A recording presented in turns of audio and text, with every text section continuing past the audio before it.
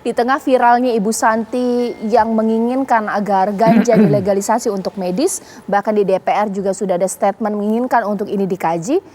Bahkan muaranya saat ini adalah ke MUI, pemirsa, mengingat Wapres juga menginginkan agar MUI mengkaji untuk mengeluarkan fatwa. Pak Kiai, ini bagaimana proses pengeluaran fatwa? Dibicarakan tidak? Ini saya juga penasaran, mungkin tidak keluar fatwa legalisasi ganja untuk medis. Ya, pertama saya ingin menegaskan bahwa kunjungan Kiai Ma'ruf Amin ke MUI sebenarnya kapasitasnya sebagai Ketua Dewan Pertimbangan. Ya. Dan di dalam pertemuan itu sama sekali tidak membicarakan soal ganja. Begitu selesai pertemuan, wartawan tanya, Pak Kiai, DPR tengah membicarakan ini, bagaimana menurut Pak Kiai? Ya silakan dilakukan kajian. Ya kan? Kajian untuk apa? Untuk melihat apa betul bahwa ganja ini salah satu instrumen untuk meningkatkan kesehatan atau sebagai bagian dari upaya untuk menjadi bahan katakanlah untuk membuat sesuatu dalam konteks kesehatan, dalam bentuk apakah dicampur dengan kimia dan lain sebagainya, itu butuh kajian yang mendalam. Nah karena itu Majelis Ulama Indonesia sebenarnya soal ganja ini sama sekali belum pernah melakukan kajian, apalagi fatwa. Ya, yang ada itu diantaranya sebenarnya soal zat adiktif lain, narkotika, itu sudah dilakukan kajian. Yang intinya bahwa zat-zat ini sesungguhnya pada prinsipnya ya bisa kita sebut setiap kali berbicara soal adiktif, narkotika, pada dasarnya hukumnya dinyatakan haram. Ya. Karena apa? Membahayakan. Apa dasar hukum yang membahayakan? Kalau kita lihat di dalam Al-Quran itu misalnya ya, ada di salah satu surah itu ya, surat Al-Baqarah ayat 195. Wala tulqu biaidikum ila tahlukah wa ahsinu innallaha yuhibbul muhsinin. Jadi kata Allah, jangan campakkan dirimu kepada kebinasaan dan berbuat baiklah, sesungguhnya Allah menyukai perbuatan yang baik. Nah sekarang kalau kita lihat ganja seperti yang ada di layar kaca itu, apakah ganja ini mendatangkan kebaikan atau keburukan? Itu pertanyaannya. Apakah mendatangkan maslahat atau mudarat? Ya. Itu yang menjadi pertanyaan sebenarnya. Karena kita ketahui di Indonesia ganja ini, coba kita lihat itu ya, tumbuh dengan subur di tanah Sumatera seperti di Aceh juga. Nah masalahnya ganja ini kalau disalahgunakan seperti zat adiktif lainnya, ini berbahaya. Ya. Berbahaya kenapa? Karena merusak pikiran manusia di dalam konteks beragama yang disebut dengan salah satu tujuan beragama itu, yaitu jangan sampai kita mencampakkan diri kita kepada sebuah kebinasaan. Nah karena itulah beragama harus mampu mewujudkan tujuan beragama menjaga pikiran, ya, yang disebut dengan hifzul akal. Nah, menjaga diri kita, jiwa kita, termasuk hifzun nafs. Supaya apa? Supaya kita jangan sampai dalam konteks ganja ini, ya, kemudian membuat diri kita tingkat kecanduannya, yang kemudian tergantungannya sehingga merusak pikiran dan jiwa kita. Nah, kalau dalam konteks medis itu harus ada aturan medis.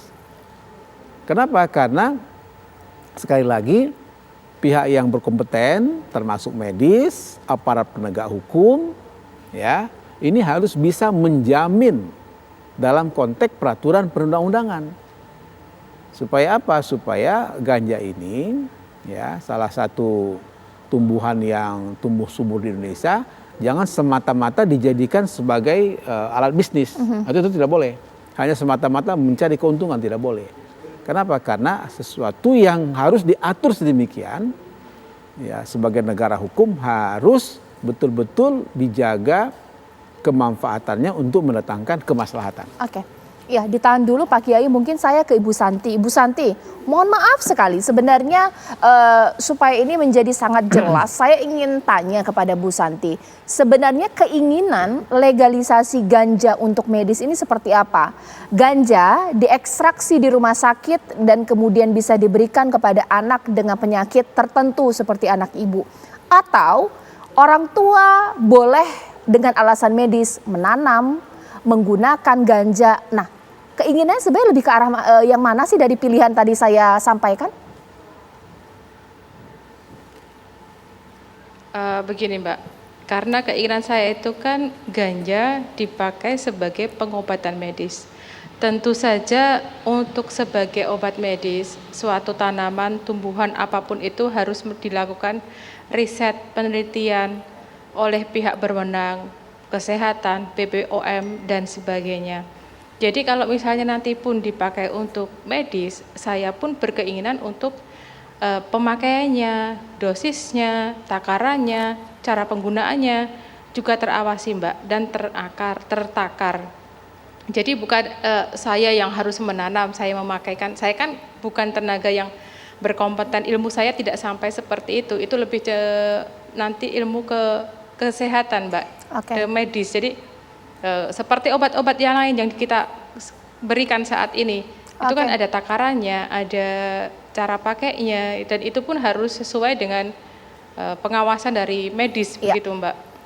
Oke, mungkin saya ke Dokter Widya. Dokter, berarti sebenarnya sulitkah untuk memproduksi minyak kanabis atau minyak ganja tadi, ataukah mungkin pengobatan dengan cara medis dengan ganja ini bisa kita konsumsi mungkin dari daunnya saja, ataukah memang harus ekstraknya?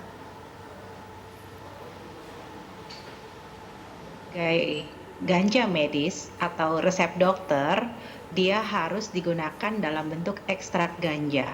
Karena kalau kita hanya mengonsumsi daunnya saja, mungkin sudah banyak yang membayangkan ingin makan lalap ganja ya. Kita tidak tahu berapa kandungannya. Ada juga yang mengatakan bahwa jika ingin mengobati diabetes mellitus, itu paling tinggi dari akarnya. Tetapi walahu alam, itu semua kita hanya baca dari reference. Jadi lebih baik kita lakukan penelitian. Apakah bahan dari mana yang terbaik untuk penyakit apa, tentunya itu ada riset yang bisa membuktikannya nanti, sehingga pemakaian ganja medis benar-benar scientifically correct. Jadi bukan hanya sekedar mitos atau ikut-ikutan dari negara-negara lain yang sudah legalkan ganja medis. Oke. Ini nanti menjadi hal yang kesulitan yang paling penting, ini nanti akan kita bahas sesaat lagi dengan Pak Kiai terutama. Apakah memang ahli-ahli sudah didatangkan, sudah dibicarakan untuk membahas hal ini. Bahkan juga ada Dr. Widya. Bagaimana kita meriset tanpa hanya dengan riset kontekstual pemirsa, tapi kita benar-benar meneliti, mengingat di Indonesia punya ganja, menanam ganja, sudah pasti akan diciduk BNN. Sesaat lagi di Apa Kabar Indonesia Malam.